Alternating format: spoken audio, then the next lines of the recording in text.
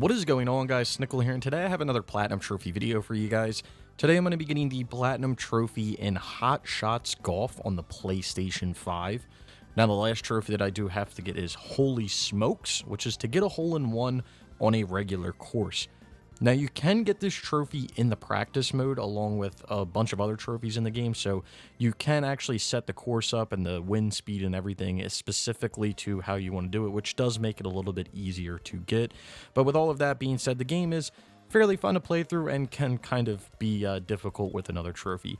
Anyway, with all of that being said, if you guys do go on to enjoy the video, be sure to give it a like. Let me know your thoughts on the game down in the comments below if you have played it. And consider subscribing and hitting that bell notification to stay up to date on all of my new uploads. Anyway, with all of that being said, let's get right into this video. I did live stream myself getting this platinum on Twitch. I do live stream all my platinum trophies and various other games over there. So if you want to follow me, there's a link for that down in the description below. So as I stated in the beginning of this video, this trophy is a little bit easier than another trophy, which is to get an albatross. So if you guys know what an albatross is, it's basically a hole-in-one on a par 4 or making it on your second shot on a par 5. Now, why it's easier is because on these par 3 courses in practice mode, you can get certain tee positions with certain characters, and you can set the wind and everything a certain way. And basically, the game will react the same exact way every time you hit the ball. So it's basically scripted. There's no variation to it. So if you go on this 13th hole and everything and set it up the exact way that I set it up, you can get the hole-in-one very, very easily that way.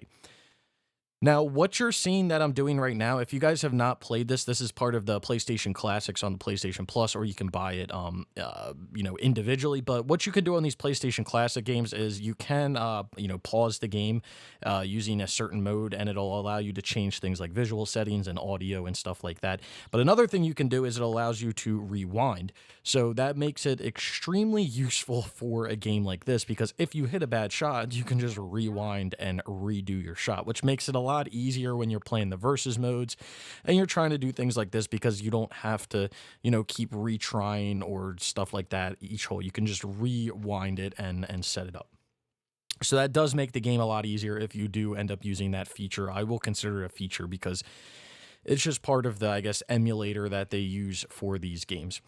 I also did not play this game a majority of the time in this 16:9 stretched ratio. I was playing it in the 4:3 that the game originally came out in, but once I played it in the stretched 16:9, I was like, yeah, I'm playing every single PlayStation 1 classic game in stretched 16:9, because it may look a little bit weird, but it looks a lot better than having those bars on the end.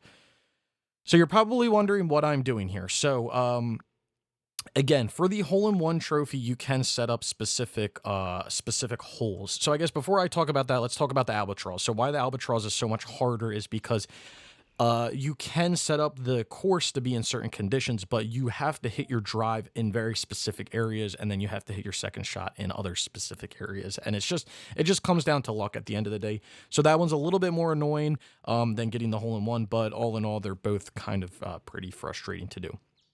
So for this trophy, or for the hole-in-one, you go to the 13th hole on this course. I forget what the course is. And you're going to play as Susan here. And what you do is you set the wind to directly in your face at 4 miles an hour or whatever. And then you use a 3-iron with, I believe, the power boost. And then you want to hit it at 99%. So basically 1 bar down from the max hit. Now, you're wondering, probably, Snickel, why aren't you getting it here? You're doing exactly what you're describing. Well, the other thing with practice mode that you have to remember is every time you go into practice mode on a course, it's going to set the pin location in a random location. So you actually need to reset up that hole if you want to get that specific pin location, which you're seeing that I'm doing right now. So it is a little bit annoying to do, but that is a kind of, I guess I would say, a feature of the practice mode. You can control the winds and the directions and everything, but the one thing you cannot control is the pin location. You do need to back out and then reload back into the practice mode to get the specific pin location that you need. So you can see we're going through the selection mode here. We go to course 3. We're going to play front easy. And then from here, what you'll do is it'll pop this screen up, and then you can jump through to the 13th hole. And then you'll see, basically right when I get the pin location that I want, which is the back right pin location right here, you don't even have to move anything. You just change your wind angle to 8, and then you change your wind power to 4. And then you use a boosted 3-iron, so a 3-iron with the square button, and then you're going to hit it at that 99, basically 1 below. So you'll see that I hit it a little bit off here, 2 down, and you'll see that I'm like, oh wait, this is actually rolling up pretty good. Okay, yeah, let's definitely hit this, and then I'm just gonna goof up a little bit more because it's pretty typical of me, especially late at night. So there we go, we get a 99 with a perfect on the center, a boosted 3-iron, 198 yards. We'll get a bounce, and then it'll go directly in, and that will get us our trophy, Holey Smokes, which will then in turn lead us to our platinum trophy here, which is called Pro Golfer Extraordinaire. So I wasn't really expecting to do this game, kind of came out of nowhere, but I really, really enjoyed it. But anyway, with all of that being said, let's take a look at this list. So here it is, 100% with a platinum, no DLC or anything. And as you're looking through the list here, you're going to see that a majority of the trophies are just unlocking certain players, which is by playing them in the versus mode, and then getting a few random things at the bottom like hole-in-ones, albatross, birdie, par, things like that. Really nothing too difficult and stuff that you're going to get as you're just playing through the versus mode and doing things like that. And then also unlocking the country club or different courses, which again, you will get while just leveling up and playing that versus mode. Anyway, here is the profile trophy level 584. 84%. I've got 14,673 total trophies, got 9,813 bronze, 3,289 silver, 1,331 gold with 248 platinums, and like I said, 14,673 total trophies if you're into that numbers kind of stuff. And then here's the platinum trophy itself, again called Pro Golfer Extraordinaire. So if you look through the list, you saw the game and everything like that, this game really is not that much to do. You're going to have to play the versus mode, and you're going to have to beat every single character, but with the rewind thing that you can do with the emulator, it makes it pretty easy because if you get a bad hole, you just back up, and then you beat them, and then you move on with your day. And then doing all the other stuff like unlocking the other courses will just come naturally while you're playing through getting the XP. And then, like I said, the 2 trophies that are probably going to be the most difficult are going to be getting the hole-in-one and the albatross, because those might not come through natural progression. They might if you're lucky enough, but I would say for the most part, they're probably not going to come through natural progression. So anyway, let's talk about some numbers here. So if I had to rate this platinum out of 10, I'm going to give this like a 6 out of 10.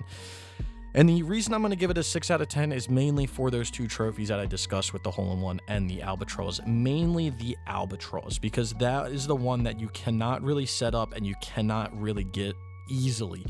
You do have to get lucky, and you do have to kind of know what you're doing in order to get that. The rest of the trophies are really, really easy. You'll get them again while you're just naturally playing through the game and things like that. And the hole-in-one can be set up with a specific course, with the specific wind and specific golfer and everything. So it's really not that difficult. It really just comes down to that albatross trophy. So the albatross trophy definitely makes it, I would say, over average. Time it takes to get the platinum, you're probably looking at around 10 or so hours, I would say. I don't know what my playtime was on my PlayStation 5, but I would say probably 10 hours would be pretty safe.